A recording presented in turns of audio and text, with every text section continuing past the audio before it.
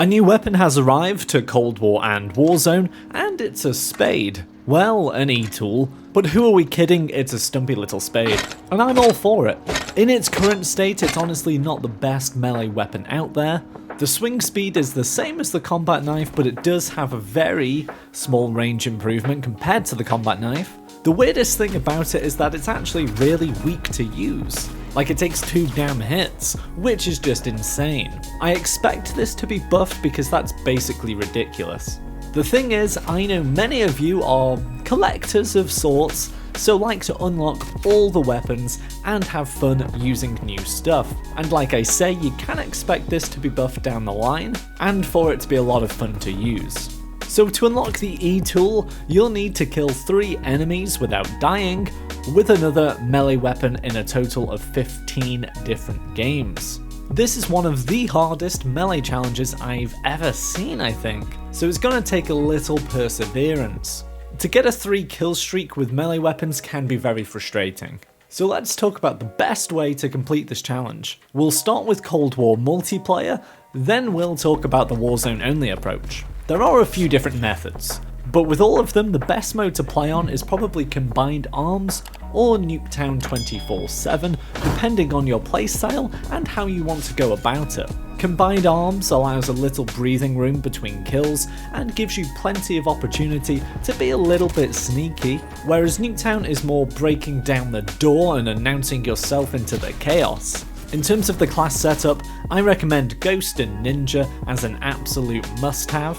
Get yourself off the minimap radar and have silent footsteps. Tracker is also very good to follow someone's footsteps. Then I've gone for Assassin, Flak Jacket and Tactical Mask just to round off those perks.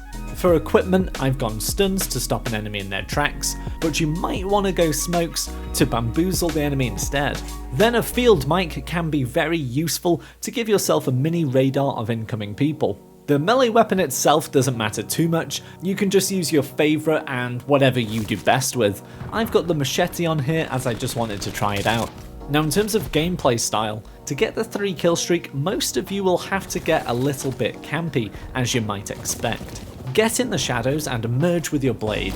I know some of you will go all guns blazing, well, all knives waving I guess, but just play to your strengths.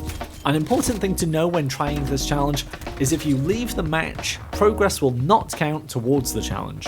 You must complete an entire game for the streak to count. Now let's talk about Warzone. Warzone is obviously going to be much trickier than multiplayer. In terms of the class setup, again, any melee weapon is good, but you've got to make sure it's a Black Ops Cold War melee weapon. Doing it with a Modern Warfare melee weapon won't count, which is a real shame because the Cali sticks are so fun to use and are actually amazing. Then I'd say get Ghost on as your perk 2 to stay off the radar and heartbeat sensors, then Double Time as perk 1 to move around quicker, followed by Dead Silence as the field upgrade.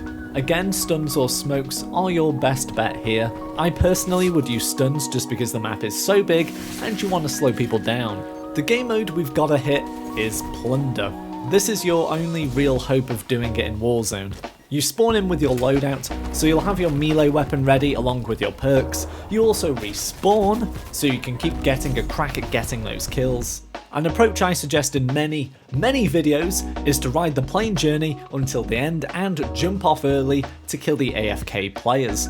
This is still very useful and I recommend doing it, but just be wary of other players trying the same thing. So jump off a little bit before the plane forces you off and get to the ground first. Apart from this little scrubby tactic, you want to be buying plenty of UAVs and going into hotspot areas of the map. We're talking areas of high earners and favourite areas of interest. Bunkers, for example, are very popular at the moment, as many have been completely opened up. If you can hide in one of these, you've got a good chance at some easy kills. This is all of course easier with a squad as you can coordinate attacks, but it's not impossible on your own. The best piece of advice I can give you on Warzone is that it's the final method of finishing someone off that counts towards a challenge. For example, if you shoot someone down with your kilo and they go into the revive position, you can knife them on the ground with your Cold War knife, and that will count as one of your 3 kills.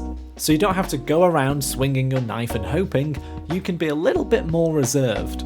That's pretty much all of the advice I can give to help complete this challenge for the E2 or, well, Spade, as quickly as possible. If you are tired of trying this challenge, or you just think it's not worth the time, but you've got some COD points lying around, there is an alternative path.